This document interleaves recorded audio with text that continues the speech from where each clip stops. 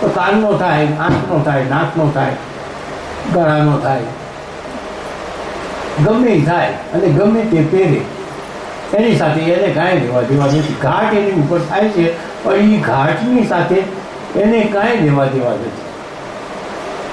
એવી રીતે આ મનુષ્ય અહંકાર પ્રકાશિત છે કોના વડે? પરમ તત્વ.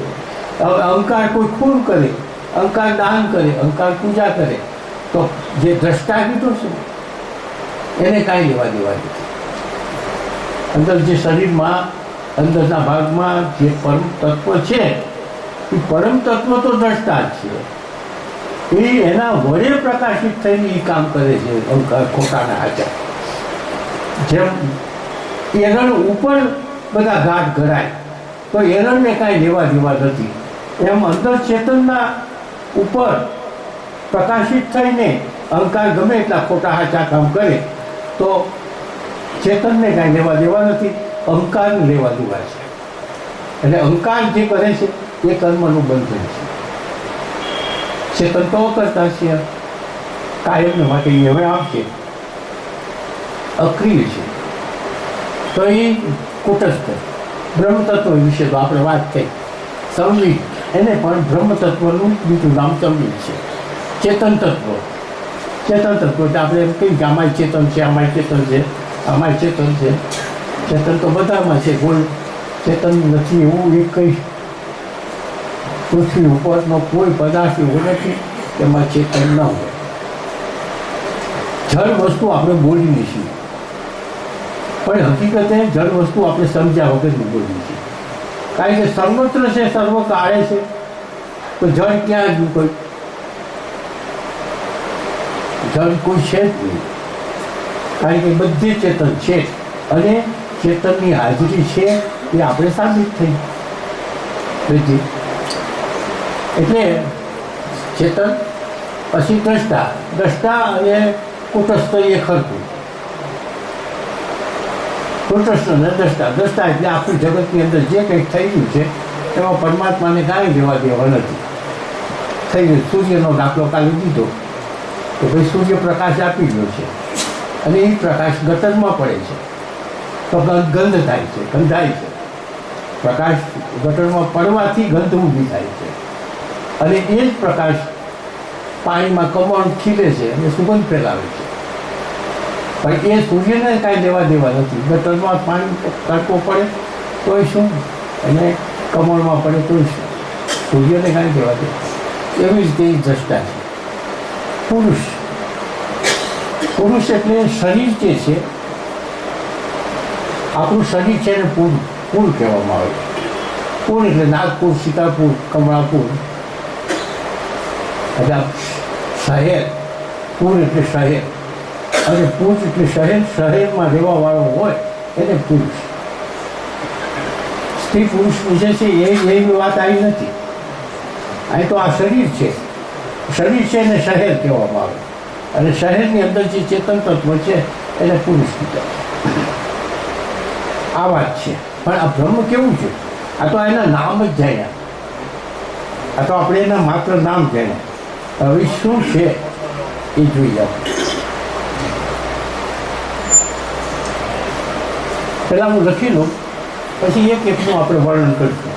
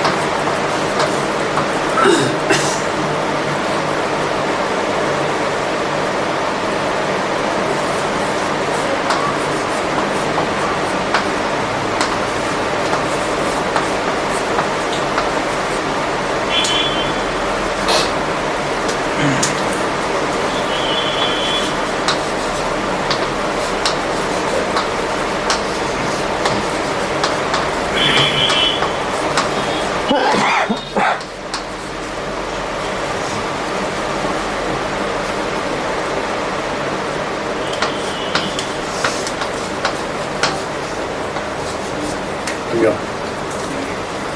આ બ્રહ્મ કાલે અષ્ટમુખજીને કીધું, જનક રાજાને કીધું કે તું બ્રહ્મ છો, તું બ્રહ્મ છો એમ કીધું કાલે. પણ હું બ્રહ્મ છું તો આવા બધા અનુભવ છે, આવો તું છો, આ બધામાંથી એક પણ ન હોય તો નહીં. આપણે એમ કહીએ કે હું બ્રહ્મ છું, આપણને એમ કહીએ હું બ્રહ્મ છું, અને ઘણી વખત આપણે એમ બોલી નાખીએ કે હું બ્રહ્મ છું.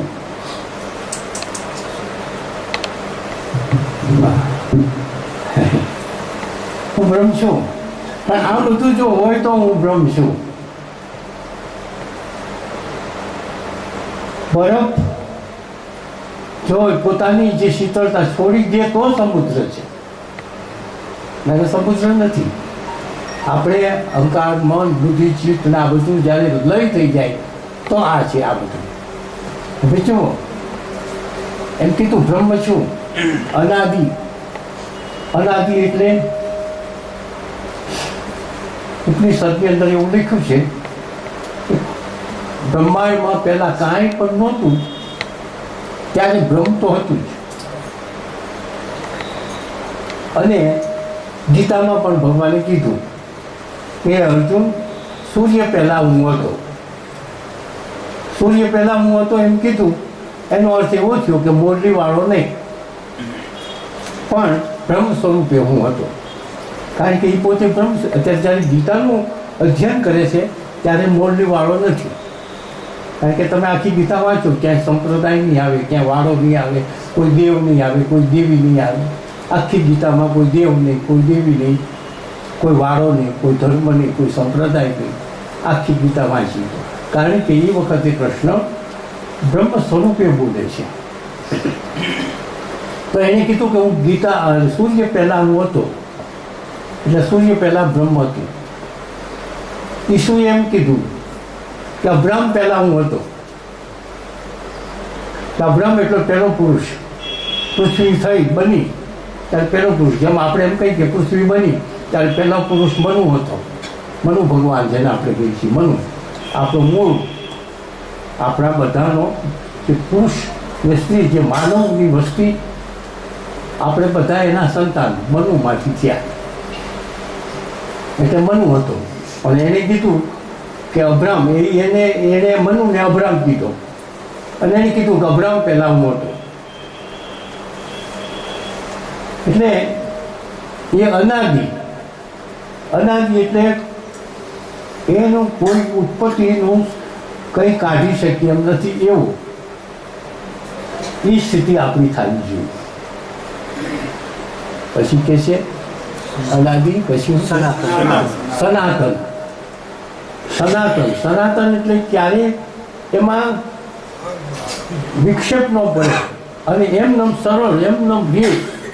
હવે કાળોના કાળ, કદાચ આપણું સૂર્ય કુટુંબ નાશ પામી જાય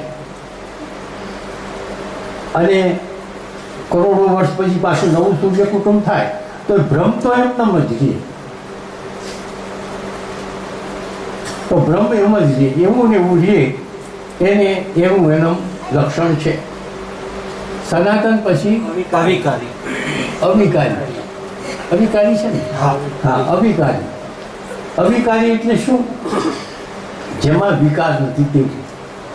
જેમાં વિકાર નથી. વિકાર શું છે? કે દાખલા તરીકે દૂધ છે. દૂધમાં આપણે દહીં નાખ્યું તો દૂધમાંથી દહીં થઈ ગયું તો વિકાર થયો. કાળું હોય એમાંથી ધોળું થાય તો વિકાર થયો. નાનું હોય એમાંથી મોટું થાય તો વિકાર થયો. આવા કોઈ પણ જાતના પરિવર્તન ન થાય એને અવિકારી કહેવાય. પરિવર્તન નથી, એવું ને એવું જ છે, એવું ને એવું રહેશે કાયમ માટે. એટલે એને અવિકારી કીધું. પછી કીધું સૂક્ષ્મ. સૂક્ષ્મની વાત તો થઈ ગઈ કે ગીતામાં ભગવાને લગભગ ઓછામાં ઓછું 5 જગ્યાએ કીધું છે કે હે અર્જુન, અહંકારથી સૂક્ષ્મ મન છે, મનથી સૂક્ષ્મ બુદ્ધિ છે, અને બુદ્ધિથી સૂક્ષ્મ પરમાત્મા છે. એટલે હું છું. અને એ જો સૂક્ષ્મતાના જો થર બરાબર સમજીએ તો આપણે મુક્તિ માટે બરાબર આપણે અહંકારને બરાબર ઓળખી જઈએ. પણ એ સૂક્ષ્મતાના થર જે છે અને શું કીધું કે અહંકારથી સૂક્ષ્મ મન છે, મનથી સૂક્ષ્મ બુદ્ધિ છે અને બુદ્ધિથી સૂક્ષ્મ પરમ તત્વ છે. એટલે બુદ્ધિ એકદમ નજીક છે અને બુદ્ધિ આપણને ઠેક પરમાત્મા સુધી લઈ જાય છે, કારણ કે બુદ્ધિ સાત્વિક છે. એક એવો દાખલો છે કે તમે અહંકારને મારી નાખ્યો, મન તો એની આજે મળી ગયું. મનનો નાશ અને વાસના ક્ષય, વાસના અહંકારમાં છે, વાસના અહંકારમાં છે ને મન આ તરંગો કરે છે બધા. આ બેનો નાશ કરો, મનનો નાશ અને વાસનાનો ક્ષય. અહંકાર મળ્યો, મન મળ્યું, પછી બુદ્ધિ રહી. બુદ્ધિ આપણને ઠેર સુધી લઈ જાય છે. જેમ આપણે કપડાં ધોવા હોય તો કપડાં ધોવા માટે સાબુનો ઉપયોગ કરીએ, સાબુ મેલ કાઢવા માટે થઈને સાબુનો ઉપયોગ કરીએ છીએ, પણ પછી સાબુને પણ કાઢી નાખીએ છીએ. એવી રીતે પછી બુદ્ધિનું પણ એમાં જે ઠેઠ ઉપર જઈએ છીએ ને ત્યારે બુદ્ધિ પણ હાજર નથી, પણ બુદ્ધિ આપણને ઠેઠ સુધી પહોંચાડી દે. છોકરા પોલ જમ્પ કરતા હોય છે અને એક મોટો વાંસ હોય અને ઊંચી દોરી હોય, બહુ ઊંચી દોરી હોય. એ અહીંથી છેડો પકડીને આમ પોલને કરીને ઠેઠ ઊંચે જાય, પછી વાંસને આ બાજુ છોડી દે, પોતે પેલી બાજુ પડે. વાંસ છે ને એ બુદ્ધિ છે, તમને બુદ્ધિ ઠેઠ સુધી લઈ જાય, પરમ તત્વ સુધી. પણ પછી બુદ્ધિ પણ સાત્વિક પ્રકૃતિ છે એટલે એ પણ ત્યાં એનું એલાવ નથી. એ તો પછી બુદ્ધિને છોડી દઈએ, બુદ્ધિ આપણને છોડી દઈએ કે જ્યાં હતું જે વાંસમાંથી છોકરાને છોડી દીધો અને વાંસ આ બાજુ પડ્યો, એમ બુદ્ધિ આ બાજુ આવી જાય પાછી પ્રકૃતિમાં. જ્યાં એ જે થાય એ સ્થિતિ થાય એ બુદ્ધિની જગ્યાએ પ્રજ્ઞા થઈ જાય. પ્રજ્ઞા બ્રહ્મ બુદ્ધિ જ્યાંથી ઠીક આવે એ વાત આવી છે સૂક્ષ્મની. એટલે આટલી બધી બુદ્ધિ સૂક્ષ્મ છે, અતિ સૂક્ષ્મ છે. કારણ કે ગીતામાં કીધું કે અહંકારથી સૂક્ષ્મ મન છે, મનથી સૂક્ષ્મ અરે ચિત્ત છે, ચિત્તથી સૂક્ષ્મ મન છે અને મનથી સૂક્ષ્મ બુદ્ધિ છે. એટલે બુદ્ધિથી સૂક્ષ્મ પરમાત્મા છે. એટલે બુદ્ધિ ને પરમાત્મા એ બહુ નજીક છે. બુદ્ધિને જોર કરવાનું છે. બુદ્ધિ ઠેક સુધી આપણને પરમાત્મા સુધી. અત્યારે પણ આપણને બુદ્ધિ સાત્વિક છે. અત્યારે આપણે કંઈ પણ દારૂ પીતા હોય તો અંદરથી ના પાડે, કઈ ના પાડે છે, બુદ્ધિ ના પાડે છે.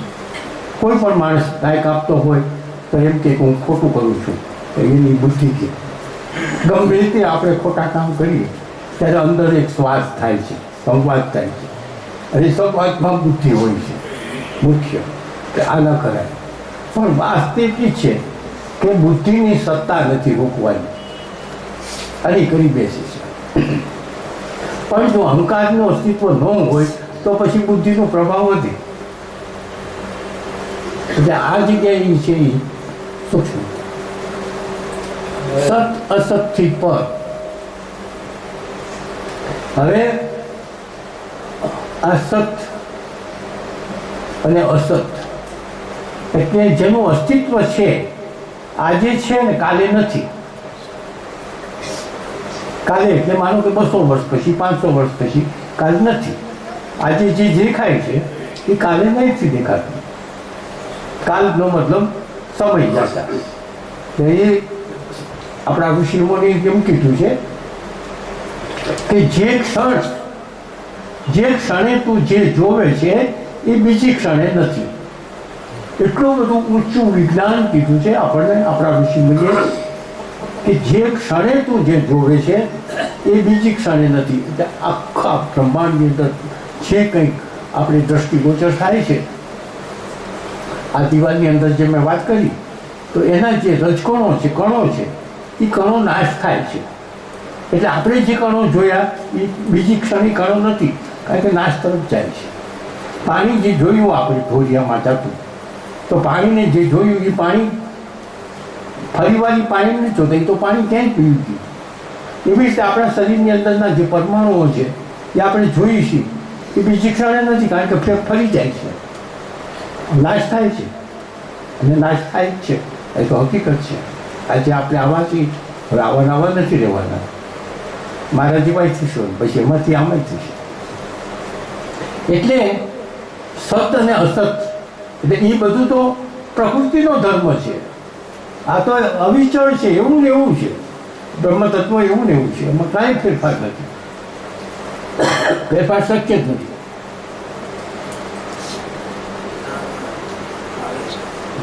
વ્યાપક એટલું કરી નાખી છ થઈ જાય છે, પૂરું કરી નાખ્યું. વ્યાપક વ્યાપક એટલે કોઈ જગ્યાએ નથી તેવું, કોઈ જગ્યાએ નથી તેવું, આખું વ્યાપક એટલે એની સીમા નથી. 10 દિશાઓ છે. ઉત્તરમાં જાઓ, દક્ષિણમાં જાઓ, પૂર્વ જાઓ, પશ્ચિમમાં જાઓ, ઉપર જાઓ, નીચે જાઓ. બ્રહ્મ તત્વ ક્યાંય નથી. અમે એટલે કીધું પૂર્ણ સ્વ પૂર્ણમાં, એટલે આખું પૂર્ણ જ છે. એમાંથી ક્યાંય પણ લઈ અને કોઈ જથ્થો લઈને તમે ક્યાં મૂકશો? અપૂર્ણ કરવું હોય તો કેમ થાય? એ પ્યાલો ભર્યો હોય દૂધનો, એને જે આખો પ્યાલો ભર્યો હોય તેને એમ કંઈ પૂર્ણ છે, પણ એમાંથી થોડુંક દૂધ લઈ લીધું તો પ્યાલો અપૂર્ણ છે. તો આ બ્રહ્મ આખું છે, એમાંથી થોડોક જથ્થો લઈ અને બહાર મૂકી દઈ તો અપૂર્ણ કહેવાય. પણ બહાર મૂકવું ક્યાં? જ્યાં ન હોય ત્યાં મૂકો તો જ અપૂર્ણ થાય. બ્રહ્મ ન હોય ત્યાં એને મૂકો તો જ અપૂર્ણ થાય. તો એવું તો શક્ય જ નથી. એટલે પૂર્ણ છે પૂર્ણમાં આધાર. અને પાછું એમાં પૂર્ણમાં પાછું બીજું ભેળવો તો વધારે પૂર્ણ થાય એવું નથી. એટલે વ્યાપક છે, સ્થિર છે. સ્થિર એટલે એમાં કોઈ ફેરફાર. સમુદ્રની અંદર મોજા આવે, ભલે પાણી એમ ન રહે પણ મોજા આવે. પણ આ તો આખા બ્રહ્માંડમાં જે છે ને એમને જ છે. એમાં ક્યાંય ફેરફાર થઈ શકે એવું નથી. એને મોજું નથી, કાંઈ નહીં. જેવું છે એવું છે. અગ્રાહ્ય. અગ્રાહ્ય એટલે જેને પકડી ન શકાય તેવું, ગ્રહણ કરી ન શકીએ તેવું. કારણ કે બ્રહ્મ થઈ જવાય પણ પકડી ન લે, એને જોઈ જ નહીં શકાય, તો પકડી નહીં શકાય. બ્રહ્મ આપણે કહીએ છીએ ને બ્રહ્મ તત્વ થવું છે, મારે દ્રષ્ટા થવું છે, મારે પરમાત્માના દર્શન કરવા છે, બધી ખોટી વાત. થઈ જવાય, બ્રહ્મ થઈ જાઓ પણ બ્રહ્મને જોઈ શકાશે નહીં, બ્રહ્મને પકડી શકાશે નહીં. કારણ કે એનાથી સૂક્ષ્મ આપણે હોય તો પરમ તત્વ જે સૂક્ષ્મ છે એનાથી બુદ્ધિ સ્થૂળ છે, તો બુદ્ધિથી તો જોઈ શકાય નહીં. પણ પરમ તત્વથી વધારે સૂક્ષ્મ હોય તો આપણે પરમ તત્વને જોઈ શકીએ. તો એ તો બ્રહ્માંડમાં છે જ નહીં એનાથી સૂક્ષ્મ બીજું. એટલે સ્થિર છે, અગ્રાહ્ય છે, અશ્રોત છે. કાનેથી બ્રહ્મને સાંભળી શકાય એમ નથી. કાનેથી બ્રહ્મને સાંભળી શકાય એમ નથી. કારણ કે એમાં કંઈ હોય, ક્રિયા હોય તો સાંભળી શકાય. યાદ નથી. અરૂપ. અરૂપ એટલે આકાર. રૂપ, આકાર. આકાર તો કેવી રીતે કેવો? એનાથી બહાર જઈને જોઈ શકીએ તો આકાર કહેવાય. આને હું આખું જોઈ શકું છું તો એનો આકારનું વર્ણન હું લખી શકું. આ પુસ્તક પડ્યું છે તો એનો આકાર હું જોઈ શકું. પણ હું એનાથી જુદો પડી જોઉં તો પણ હું એનાથી જુદો પડી શકું એમ જ નથી. ક્યાંય જઈ શકું એમ નથી. જવું તો હોવું જ નહીં, મારું અસ્તિત્વ જ ન હોય જુદો પડવું. અને એવું શક્ય જ નથી. એટલે એ અરૂપ છે, અસ્પૃશ્ય. આપણે એને સ્પર્શ કરી શકીએ એમ નથી. આપણે થઈ જવાય, એ થઈ જવાય પણ એનો સ્પર્શ ન થાય. અચળ એટલે અહીંથી અહીંથી આ પવન જે છે તો વાયુ છે એ અહીંથી અહીં આવે છે, અહીંથી આમ જાય છે, પવન જાય છે. ભલે આખા પૃથ્વી ઉપર પવન હોય પણ અચળ નથી, ચળ છે. કારણ કે અહીંથી પવન બીજો આવે, બીજો પવન આમ આવે. તો આ તો એમ જ છે, એવું ને એવું છે. એ પવન એ એમાં છે. કાળથી પર, કાળથી પર એટલે વર્તમાન કાળ, ભૂતકાળ, ભવિષ્યકાળ એ તો છે જ નહીં. કેવી રીતે હોય? કારણ કે કાળથી પર. હવે આપણે સૂર્યથી પણ બહાર વ્યા જઈએ, આપણે કેલેન્ડર લઈને સૂર્યથી બહાર બહુ ઊંચે ઊંચે વ્યા જઈએ, સૂર્યથી આગળ. પછી કેલેન્ડરનું પાનું કેવી રીતે ફાળશે? રાત ને દિવસ હોય તો આપણે એમ થાય કે આ કાળ, રાત કહી ને સવાર કહી. સૂર્યથી આપણે દૂર વ્યા ગયા તો રાત ને દિવસ ક્યાંથી આવી? કેલેન્ડરથી કેવી રીતે પાનું ફાળશે? બ્રહ્મ તત્વ તો આખું બ્રહ્માંડમાં છે. પૃથ્વી ઉપર જે રાત ને દિવસ છે, પૃથ્વીથી બહાર નથી ગઈ રાત ને દિવસ.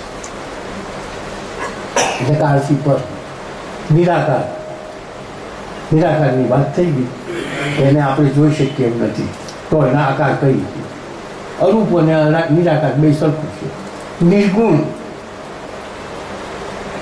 હવે નિર્ગુણની વાત તો બહુ સરસ છે કે પ્રકૃતિમાં ગુણ છે, તમો ગુણ, રજોગુણ, સત્વ ગુણ.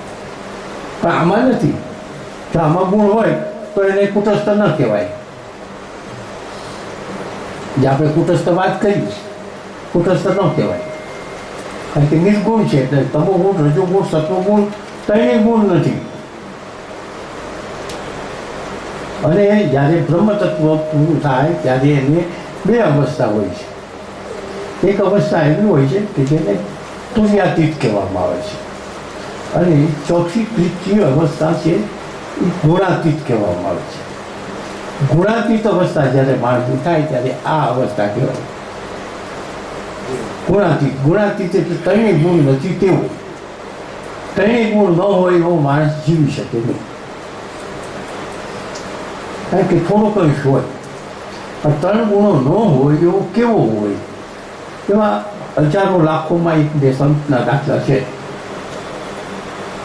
કે નાનું બાળક હોય 20 દિવસનું, 20 દિવસનું, માત્ર 20 દિવસનું, 20 દિવસની અંદરનું. એ બાળક 20 દિવસની અંદરનું હોય એને ગુણાતીત કહેવાય. પણ ગુણાતીત હાવ ન કહેવાય, પણ ગુણના બીજ છે અંદર, પણ અણવિકસિત છે. ત્યારે પેલો સંત જે છે એમાં બીજ બળી ગયા છે. આટલો જ ફેર છે. હવે નાનું બાળક હોય તો એની પાસે સાપ આવ્યો જાય તો સાપથી પીવે નહીં. એની વિવિશિયા હોય તો વિષયથી પીવે નહીં. એને કોઈ લાત મારો તો એ હસશે. એ પેશાબ કર્યો હશે, એને સંદાસ કર્યું હશે, એને કપડાં પહેર્યા હશે કે નહીં પહેર્યા હોય. એ છોકરો છે કે છોકરી છે, એ 20 દિવસના છોકરાને કાંઈ ખબર નથી. મારી મા કોણ છે કે મારો બાપ કોણ છે એ પણ એને ખબર નથી. 20 દિવસના છોકરા. કારણ કે એના ત્રણેય ગુણ છે એ બીજના રૂપમાં છે, પછી વિકાસ થાય છે. ત્યારે આ જે સંત છે, જે નિર્ગુણ છે, એ સંતના બી બળી ગયા છે. હવે ઉગવાના જ નથી. જે ચણા શેકી નાખો અને ચણા શેકી નાખ્યા પછી એને વાવીએ તો ઉગે જ નહીં. એમ એના બીજ છે એ શેકાઈ ગયા છે તપ કરીને, ફરી વાર ઉગવાના નથી. આ તમો રજૂ થવાનું. પણ એવો માણસ 20 દિવસથી વધારે જીવે નહીં, કારણ કે ગુણાતીત છે. એટલે તે ત્રણેય ગુણો વગરનો છે. એટલે રામકૃષ્ણ પરમહંસે એક વખત કીધું છે કે ચાકડો હોય તો કુંભારનો ચાકડો, અને કુંભારના ચાકડા ઉપર આપણે વાસણ ઉતારીએ ત્યારે એ વાસણ ઉતાર્યા પહેલાં એને વેગ આપે, લાકડીથી વેગ આપી અને ચક્કર ફરવા માંડે. પછી એનું વાસણ ઉતારી દે. વાસણ ઉતારી દોરીથી કાપી મૂકી દે. એ ત્યાં સુધીનો વેગ. વાસણ છે એ તમો ગુણ જો ગુણ છે. પછી લઈ લીધું, પછી બીજું વાસણ મૂકવાનું નથી તો એ ચાકડો ફર્યા જ કરશે. વાસણ ઉતારી દીધું તો ચાકડો ફર્યા કરશે. ત્યાં સુધી પછી જે પેલી ગતિ અપાણી છે ને એ ગતિનો વેગ હશે ત્યાં સુધી. ફરી વેગ નથી મળવાનો. એવી રીતે ગુણો ત્રણેય ગુણો વ્યાઈ ગયા પછી એ સંતમાં ફક્ત 20 દિવસ સુધીનો એ વેગ રહેશે, પછી ખલાસ થઈ જાય. એ ગુણાતીત, નિર્ગુણ, અક્રિય, કોઈ પણ ક્રિય નથી. એટલે આજે આપણે કુટસ્થની વાત કરી, અક્રિય કયો એ ખર્ચો છે. અપરિવર્તનશીલ એટલે મેં અગાઉ કીધું આપણે કે અવિકારી, અવિકારીને અપરિવર્તનશીલ. અપરિવર્તનશીલમાં આમ પણ ખપી શકાય કે ભાઈ ઘાસ હતું અને ઘાસનું પરિવર્તન હરણ થયું, અન્નનું પરિવર્તન શરીર થયું, પણ આમાં એવું પરિવર્તન નથી. એટલે અપરિવર્તનશીલ. સ્વયં પ્રકાશિત, જગતની અંદર એ એક જ એવું તત્વ છે કે જે પ્રકાશિત છે. બીજા બધા, સૂર્ય પણ પર પ્રકાશિત છે. સૂર્યને એનો પ્રકાશ મળે છે એટલે પ્રકાશિત છે. ચંદ્ર પણ એટલું. અને આપણે પણ આ ચેતનવાળા છીએ એને લઈને છીએ. એટલે સ્વયં પ્રકાશિત નિર્લેપ છે. કુટસ્થની જે વાત કરી એવી વાત છે. એટલે હવે હજી આની આગળ તરફ થોડું આપણે થોડું જોઈશું. અને સમય થઈ ગયો છે તો આપણે પ્રશ્નો કોઈ પૂછવા હોય, આની અંદર જે વાત થઈ એ પ્રશ્નો કોઈને પૂછવા હોય તો પૂછી શકે છે. જે કંઈક આ વાત થઈ આપણી એમાંથી પણ પ્રશ્નો પૂછવા હોય, અથવા તો કોઈ એમને બીજા કોઈ પ્રશ્નો પૂછવા હોય સાધનામાંથી પણ કંઈક પ્રશ્નો એવા હોવા જોઈએ કે જે કંઈક બીજાને બોધ મળે. એવા પ્રશ્નો પૂછો કોઈને પૂછવા હોય. નકર પછી મનીષા આવે ને થોડા ભજન ગાય, આપણે એમ કહી બરાબર, ત્યાં સુધીમાં નરેશભાઈ જમવાનું તૈયાર કરી દીધું. ફોન કરવા પૂછવું છે કોઈ ભાઈઓને, કોઈ ભાઈ બહેનને પૂછવું છે કાંઈ?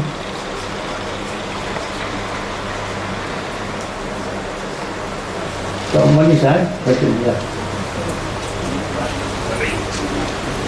હા, જેને ફરવું હોય તો ફરે, ભજન સાંભળવું હોય તો સાંભળે, જેને બહાર જવું હોય તો બહાર જઈ શકે.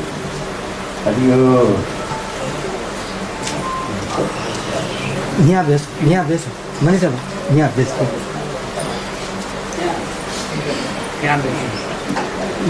અહીંથી દેખાય પેલું શૂટિંગ નથી થતું બરોબર.